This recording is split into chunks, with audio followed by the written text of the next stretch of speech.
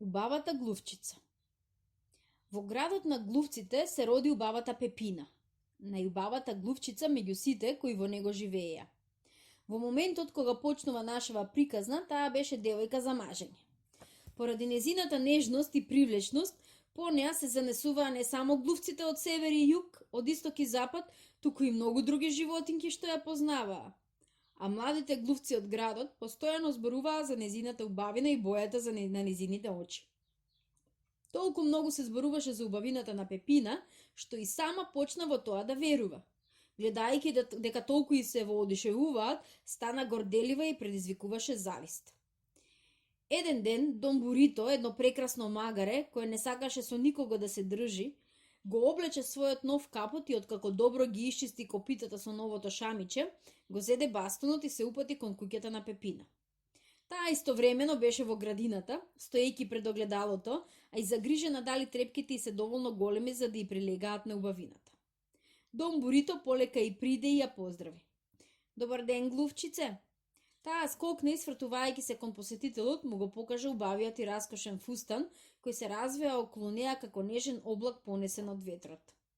О, ме исплашивте! Тој збунето и се извини. Простете, глувчице, затоа што, веќе забележувате, јас се разбира, дојдов.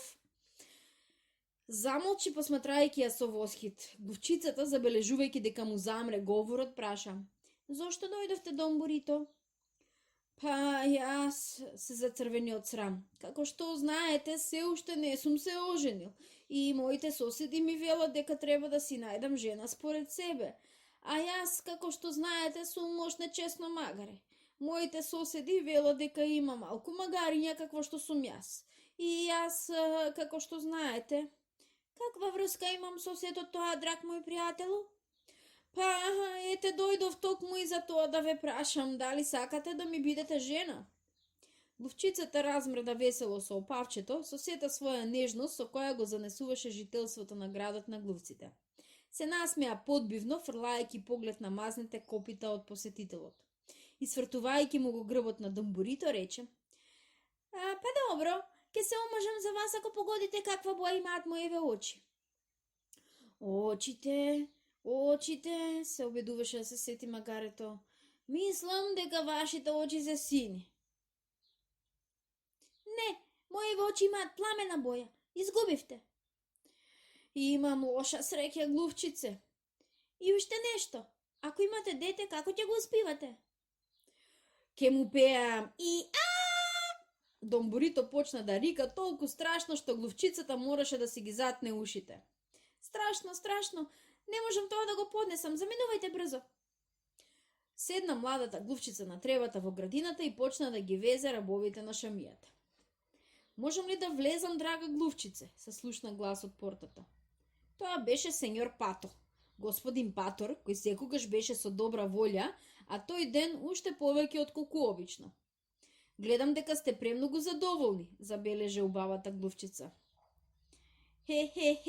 Па сум, зошто да не? Зашто разбрав дека Дон Бурито има намера да ве побара за жена, па си рекол во себе, напред, патко мој, и еве ме кај вас. Глувчицата, како и пред тоа, ништо не рече. Од друга страна, тој Дон Бурито е толку огромно животно неспоредливо. Никогаш вие двајца не би биле убава двојка. Покрај тоа, но тајната нека си остане меѓу нас, слушнав како раскажуваат дека ноќе спие со капа на главата. Освен тоа, некои тврдат дека рачи и во сонот. Пепина и понатаму молчеше. Премногу е висок тој Дон Бурито. И ставата на патките во секој случај многу повеќе се совпаѓа со ставата на глувците, зар не? Но гледајте ме мене, мила, постојано зборувам, а се уште не ти кажав зошто сум дојдам. Навистина, прозборе најпосле Пепина. Што сакате, сеньор Пепо? Драга моја глувчице, ке сакаш ли да се омажиш за мене? Не.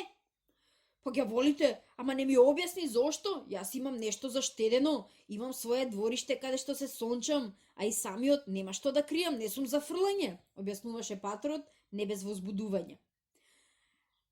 Впрочем, да се обидеме, кога би имале дете, со што би направиле да го успиете? Тоа е барем лесно, ке му пеам ква. Продорното паторово гакење разбуди една кокошка која во близината спиеше, та забега преплашена.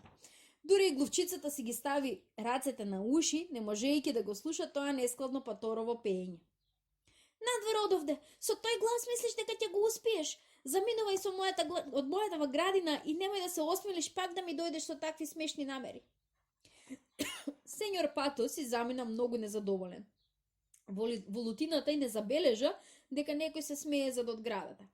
Тоа не го забележа дури ни глувчицата, која пак му се врати на везењето и речи си заборови на оние што дојдаа да ја побараат незината рака. Но смејата стануваше се посилна, па најпосле немаше кадето го праша. Кој таму се смее? Јас сум глувчица, јас, дебелата свиња. Тргнав кон ваму и го видов оној несреќен патор као си од бесен излегува од кај тебе. Се обложувам дека дојде да те праша дали ќе сакаш да се омажиш за него. Токму така, пријателу, потврди таа. Се обложувам исто така дека доби од тебе корпа. А што друго? Добро си направила, така и му треба. Ај надумам бурито, ни едниот ни другиот се избор за тебе, а барем нешто да ти донесеа како дар. Во право си, ништо не ми донесоа. Зашто двајцата се скржавци? Дон Бурито не пие вино за да не троши пари, а Дон Пато не би дал ни грош, па макар и да го обесат. Со такви како нив не може да се одржува пријателство. Но ти си умна и сама тоа да го увидиш. Постојат други пријатели, можне да режливи, например како мене. Ти носам убав подарок. Како ти се допаѓа оваа шункова сланина? Ја платив 5 сребреници. Подарокот ти е многу вкусен, благодарам. Немој да ми се заблагодаруваш, зашто ако ти и јас се земеме, а јас верувам ќе ја поделиме оваа шунка на половина. Дали сакаш да се омажиш за мене? А како би го успивал детето? Вака би му пел, гро, гро, гро, загровта свињата толку силно што се тресеше наоколу. Заминувај одовде, со таква музика нема да го успиеш, а и јас не ќе можам око да склопам. Надвор дебела свиња што побрзо одовде. Според тоа, ете уште еден од оние кои не си ја постигнаа својата цел. Тогаш низ гранките ја подаде главата Дон Фуфу, највообразениот мачар во целиот крај. Добро вечер, господице глувчице, поздрави мачарот, мафтајќи се опашот. Може ли да седнам крај вас?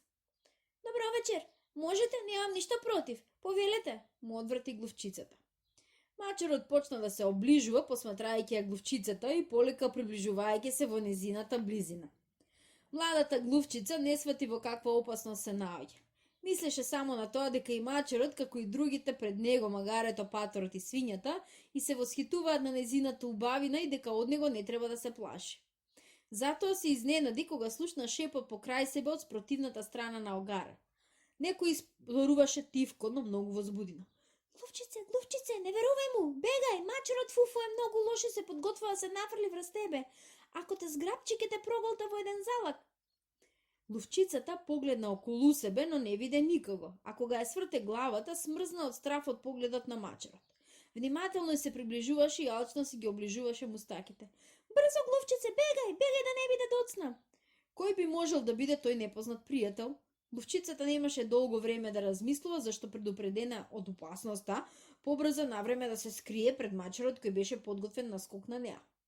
Глувчицата беше на сигурно место. Срцето брзо и биеше, трепереше со цело тело, но се спаси од сигурна смрт.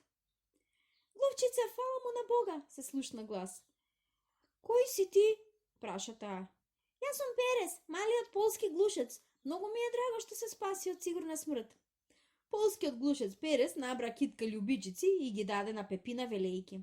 Земи, да имаш нежен спомен на овој среќен час кога за прв пат се сретнавме. Пепина го зеде цвеќето и мирисајќи го му рече на глушецот Перес, Ратоснит Перес.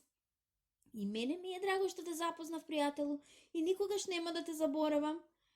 Јас одамна те познавам, но немав храброст да ти придам, глувчице. Немаше. Зошто? Затоа што сум љубен во тебе. Пепина му се приближи на Перес и го фати за шепата. Пепина, рече тој, дали би се омажила за мене? А како би го успивал детето? Би му пеел. Спи ми, дете, спи, додека месечината гре, крај душата твоја, татко ти над тебе бде. Убавата глувчица Пепина го избрза маж полски од Глучес Перес. Приказната понатаму вели дека и двајцата живееле долго и срекно, имале и многу деца на кои добриот татко постојано нежно им ја пеел приспивната песна.